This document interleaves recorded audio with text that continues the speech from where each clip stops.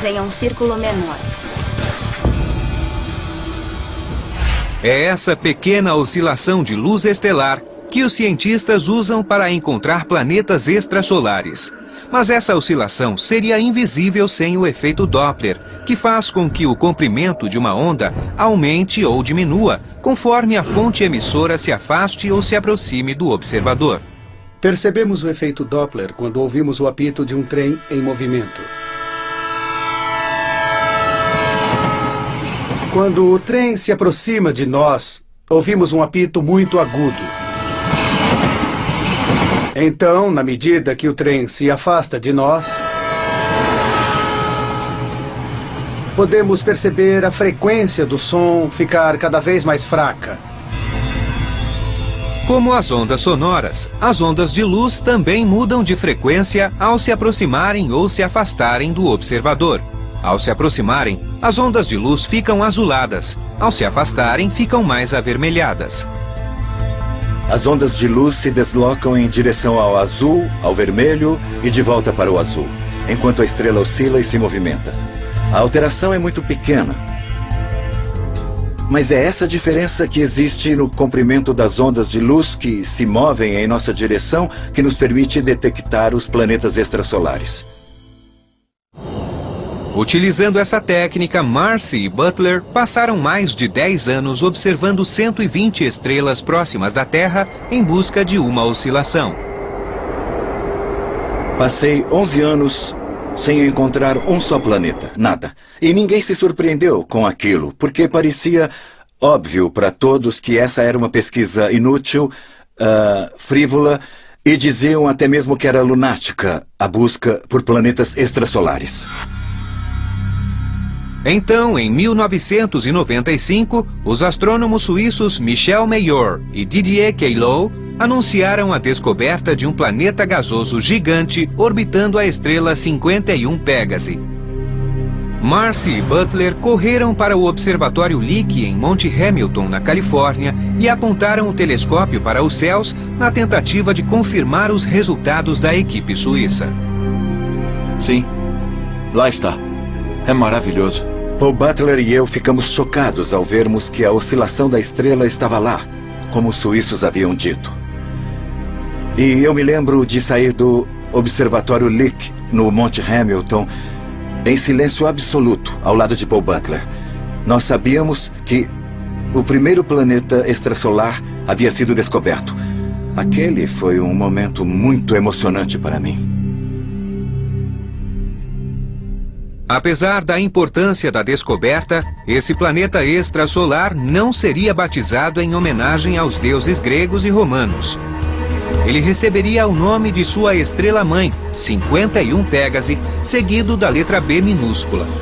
Conforme essa nomenclatura, se um segundo planeta for descoberto ao redor da mesma estrela, ele receberá uma letra C e assim por diante. Apesar do nome despretensioso, a descoberta de 51 Pégase B revolucionou todo o nosso conhecimento sobre a natureza dos planetas. Em 1995, o astrofísico Alan Boss foi escolhido para revisar o artigo de 2 astrônomos suíços que anunciava a descoberta do primeiro planeta extrasolar. A leitura do artigo me custou algumas noites de sono, pois era uma descoberta impressionante. Os suíços alegavam ter encontrado um planeta semelhante a Júpiter.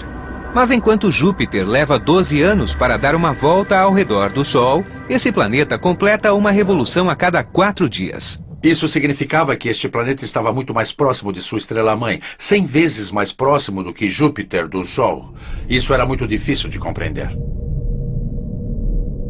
Júpiter orbita o Sol a uma distância de 778 milhões de quilômetros. 51 Pégase B está a apenas 8 milhões de quilômetros de sua estrela-mãe. Se fosse colocado em nosso sistema solar, esse planeta estaria mais próximo do Sol do que Mercúrio, nosso planeta mais inferior. Por estar tão próximo do Sol, o planeta está sendo literalmente cozido. A radiação estelar é absurda, comparada com o que experimentamos aqui na Terra, que está relativamente afastada do Sol. Foi uma descoberta totalmente inesperada. Esse planeta não poderia ter se formado ali. Os astrônomos sabiam que ele não deveria estar ali. É como encontrar uma sequoia gigante no meio do Central Park. Sabemos que ela não pertence àquele ambiente. Então nos perguntamos, como isso foi parar ali? Era isso que os astrônomos queriam saber quando esses planetas gigantes começaram a surgir. 51 Pégase B não era uma aberração da natureza. Ele foi apenas o primeiro de dezenas de planetas chamados de jupiterianos quentes, encontrados em órbitas improváveis.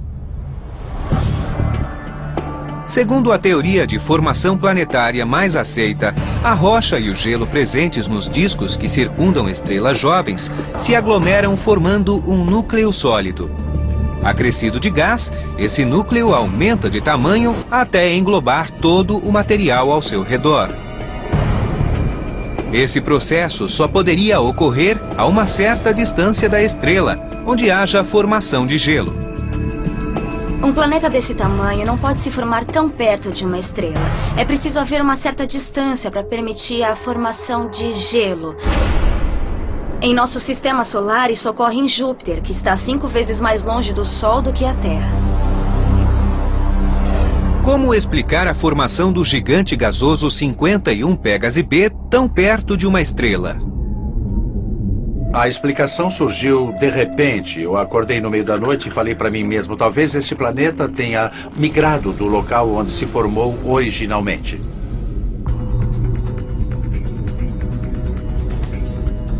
Hoje nós entendemos que a formação planetária é um processo quase caótico, é um lance de sorte onde inúmeros corpos celestes se formam, crescem e competem. Uma espécie de dança das cadeiras gravitacional, onde cada planeta compete por um espaço próprio. Nessa competição, alguns planetas são arremessados para fora do sistema, enquanto outros são lançados para o centro. Alguns planetas se chocam contra a estrela-mãe e são incinerados, enquanto outros sobrevivem em uma órbita próxima, porém estável. Esses sobreviventes são os jupiterianos quentes. Sim, eu acho que... A descoberta de um jupiteriano quente orbitando 51 Pégase fez com que Jeff Marcy e Paul Butler voltassem a analisar os dados coletados na década anterior. A equipe buscava oscilações longas causadas por planetas gigantes. Naquele momento, nós percebemos que devíamos analisar nossos dados de outra forma, buscando planetas de período curto e não só os planetas que levavam muito tempo para completar uma revolução. Isso nos levou a descobrir em nossas próprias anotações inúmeros planetas que ficaram escondidos durante anos. Eu me lembro como se fosse ontem. 30 de dezembro de 1995... Às 8 horas, o telefone tocou.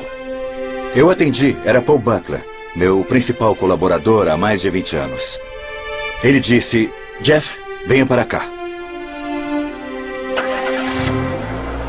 Entrei no carro imediatamente e dirigi até esse escritório onde estou sentado agora, na Universidade da Califórnia, em Berkeley. Ele apontou para a tela do computador e lá estava o gráfico, inconfundível, mostrando a oscilação da estrela 70 Virginis, movendo-se para cima e para baixo sem parar, exatamente como havíamos imaginado. A existência de um planeta que estava em nossos dados. Foi nesse momento que tivemos a comprovação. Arregalamos os olhos e percebemos que havíamos descoberto nosso primeiro planeta, o segundo planeta extrasolar a ser descoberto.